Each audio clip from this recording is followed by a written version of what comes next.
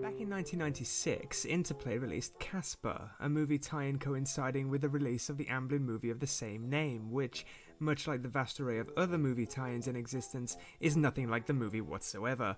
Can I keep you?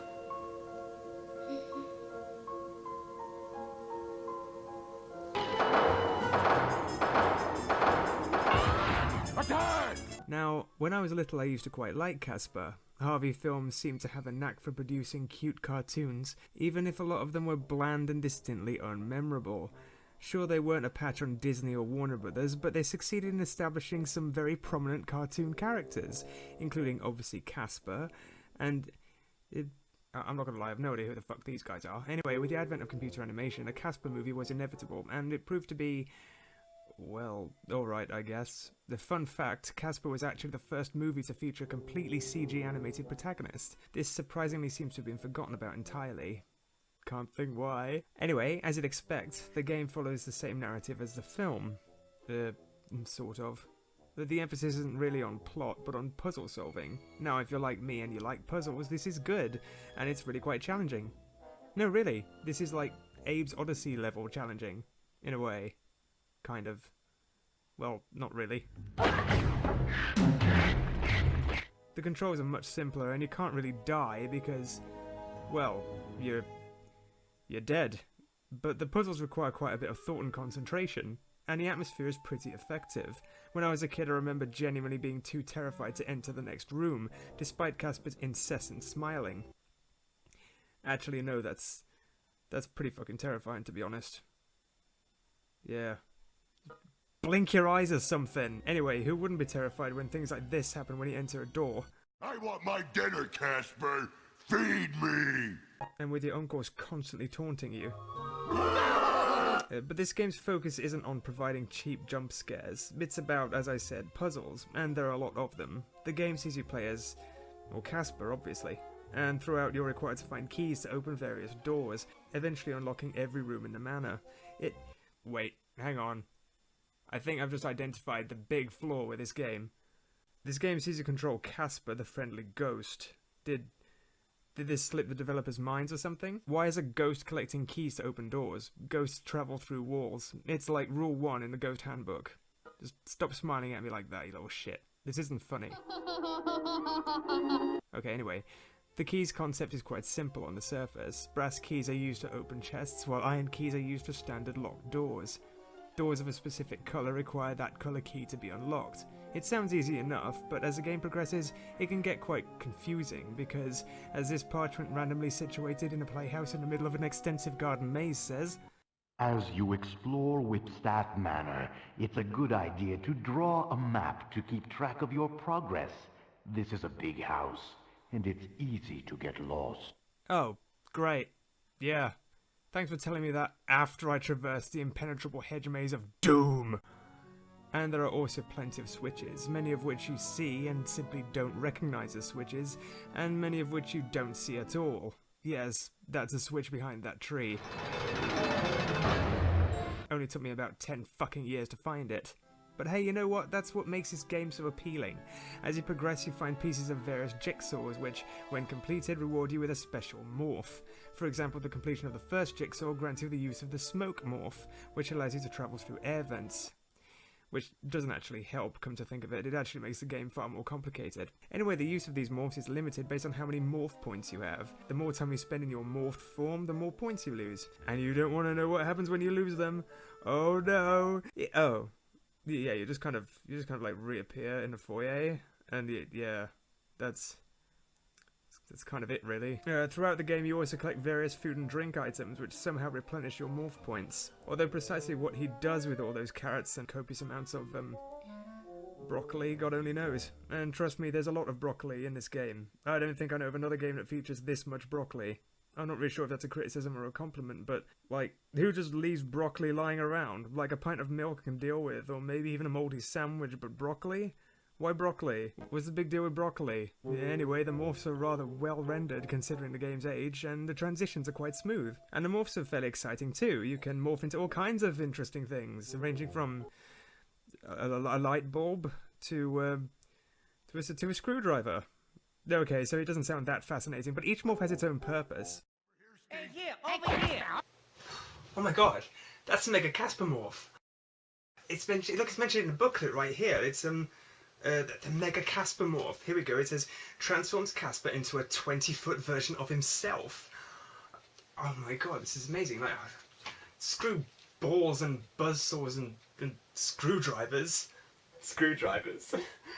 This could be legitimately amazing.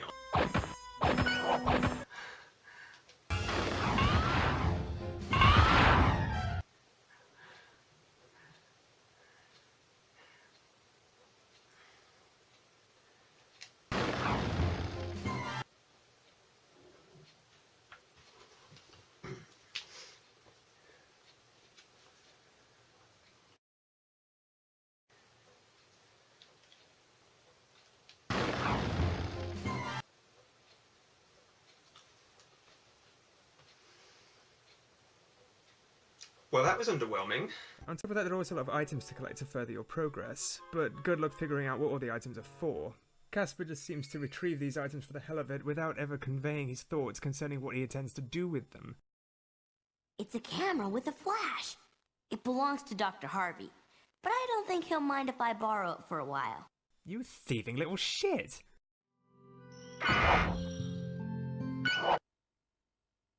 This perfume smells great. It's Cat's, but I need it. I'm sure she wouldn't mind me borrowing it. I don't know what you intend to do with a camera and some perfume, Casper, but keep it to yourself, yeah? And just when you think he's going to give you a massive clue for what to do with an item, he... well, doesn't really. It's a winding key.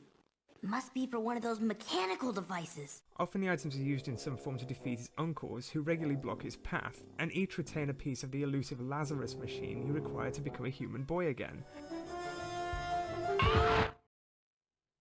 I found one of the missing Lazarus parts. The boss fights are located in various rooms around the manor and are signified by the boss's taunt. Care for a haircut, Casper? I'll give you a real trim. That's not what he said. Yeah.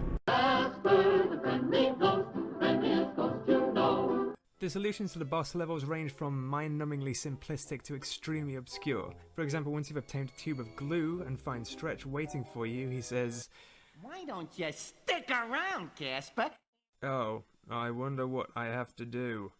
You maybe use the glue, I suppose? Yeah. Another boss sees you defeat Fatso by taking photos of him in the bath. Yeah, because that's logical.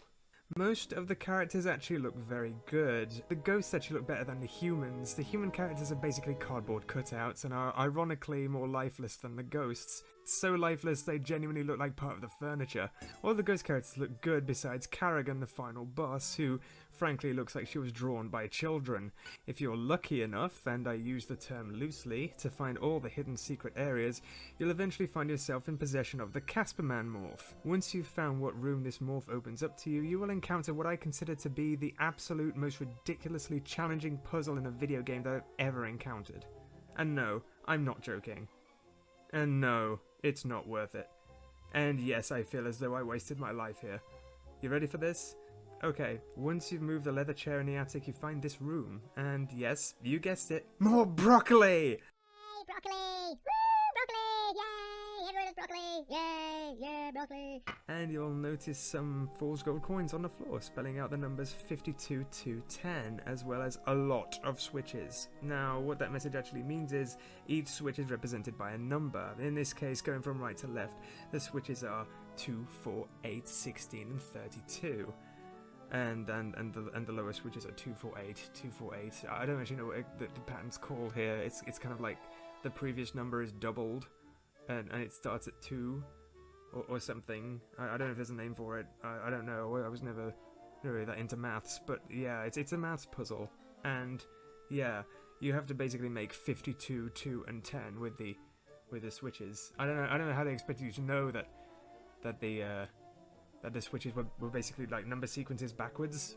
Yeah, especially 3-year-olds. I don't know how they expected 3-year-olds to know this, but yeah, it's a bit stupid, especially considering that the treasure you get at the end of it, that like your big prize, is loads of bags of these fool's gold coins, which which, by the way, are of no value at all. They're just used to distract Kerrigan at the end, and frankly, I never use them. To be honest, the fan morph is more useful in blowing her away and distracting her than the coins are. So, yeah, if you actually mastered this, you've pretty much wasted your life. Yeah, well done. As for the soundtrack, it's pretty good, and it perfectly captures the ambience of the setting.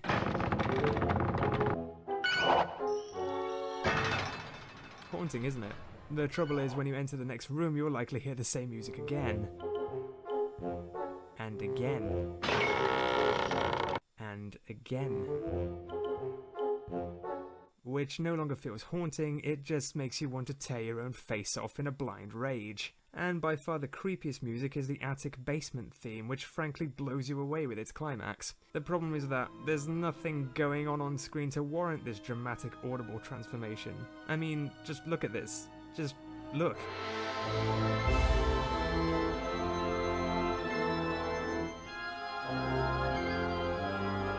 It couldn't be more ill-fitting. On the whole, it's probably considered a bad game.